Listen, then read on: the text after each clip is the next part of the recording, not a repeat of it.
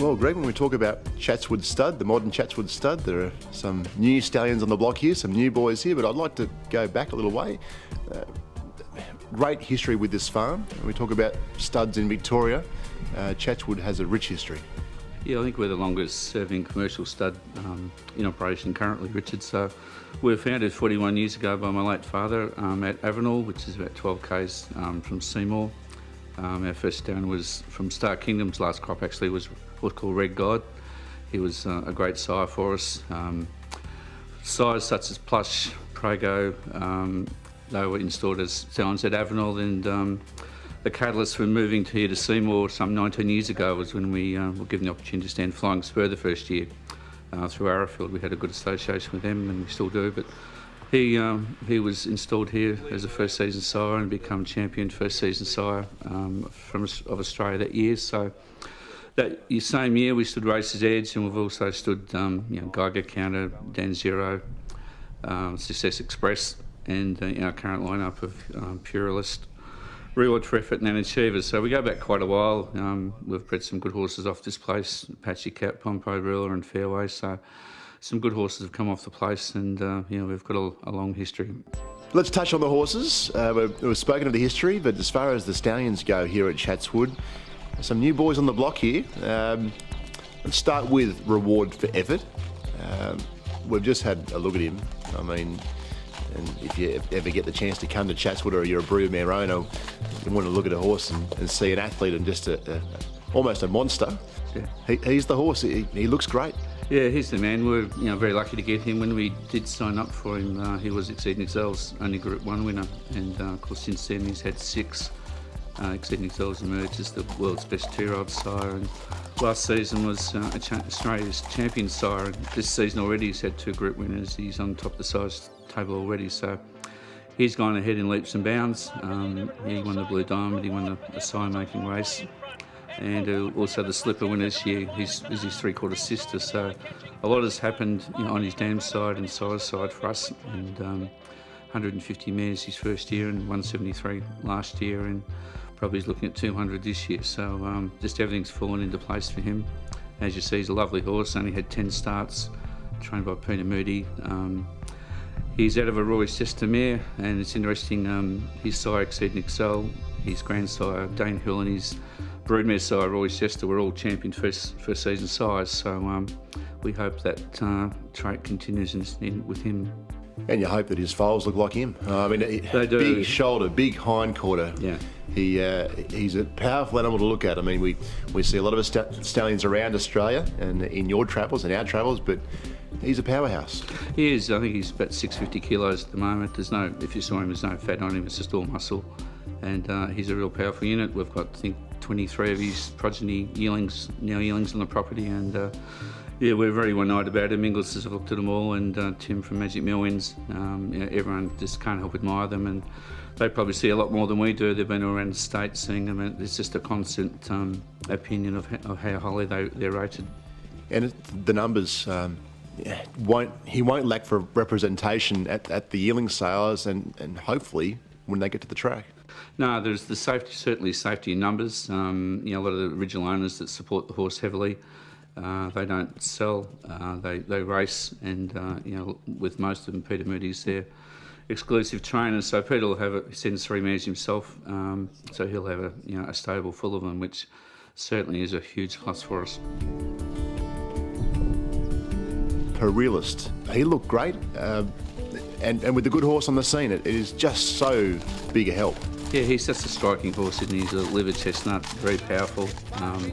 Won the Guineas Prelude, won as a 2-year-old, only had the 5 starts, 2 wins, 2 seconds and a third. We were fortunate to get the horse from Maccabi last year. He served some lovely mares. And since then, of course, Hawkspur's come along, win the Brisbane Triple Crown, last start winner of the Group 1 Derby there. So he's certainly come along for Chris Waller, and apparently he's working the place down now, and he's due to run on Saturday. So There are a couple other horses we're well aware of that the trainers just can't wait for the spring to come out as well. So, interestingly, Hawkspur is getting over a bit of ground. His dam just arrived here the other day to go back to him. So, one Group 1 winner, but I think you'll find he'll have a lot more depth with his runners than just one horse this season. He had, I think, 25 winners last season, which of the second season size, he had the best winner to runner rate. So he's quietly achieving, even if you take Hawkspur out of the equation. So no, we're very excited to get him, and he's booking quite well. Let's touch on the third of the stallions in Anacheeva. Son of Anabar, the Guineas winner.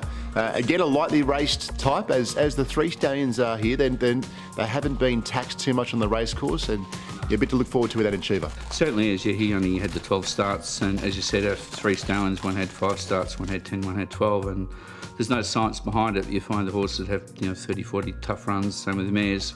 They tend not to be successful when they're bred with, but he's everything we want. He's Group 1 winner. He's won international sire success and a bar. If you take Danehill out of the question, he's easily the most successful shuttle horse ever been here. And his dam, her first for the race, she's by the all-conquering Zabeel. As I mentioned before, every second winner of the Spring Carnivals that have a Zabeel mare, he's just probably going to end up a better broodmare sire than he was a sire, which would be a huge achievement. But his dam, her first for the race, she's had 2 champions. She's had Anacheeva and Head Turner, who was a champion as well, and also Krona, a Group 2 winner. So the first for the race, she's had 2 champions and a Group 2 winner. And he's by a proven sire, Anabar. He's been champion sire in France. And importantly for us, he's also got a son called Anabar Blue, who was champion first season sire in France. So, some sires produce sire sons, some don't. So we're very pleased that he's in that category. They are 3 different horses in different ways. As a stud master, I'd imagine you're always on the lookout for that next horse, that next potential stallion. What do Chatswood Stud look for in particular in a stallion prospect? We like horses that show 2-year-old form. All our horses we have here, they all won as 2-year-olds, all won group races as 3-year-olds. So that's sort of beginning. They've got to be a nice type and have a commercial pedigree. These horses have all got something going for them in that regard. They all had huge pedigree updates the last 12 months. And they've got to be a group winner. It's very hard. Sir Tristan was stood years and years ago a stakes placed horse, which it doesn't always prove you have to be a group winner, but to be commercial you do these days. There are opportunities come along. We'll probably knock back 12 stallions this year.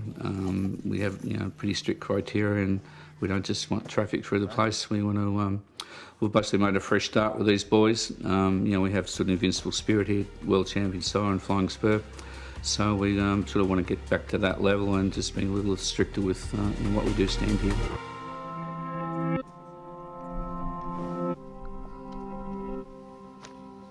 Good to hear from Greg Willis at Chatswood Stud. The property looking nice and green and lush. And, I can tell you that the dam of Hawkspur has tested scanned in foal to Purrealist. So another, hopefully, little baby brother or sister for Hawkspur on the way. He's had a number of smart winners in the last week, Purrealist, so he's certainly going in the right direction. And I think reward for effort, since he retired to stud, everything's gone on an upswing for him. Like Exceed and Excel, his sire has become the champion sire, and his 3/4 sister in Blood Over each won the Golden Slipper. So it's not often that you send a stallion to stud and his stocks are rising, even though he's just sitting in the paddock doing nothing.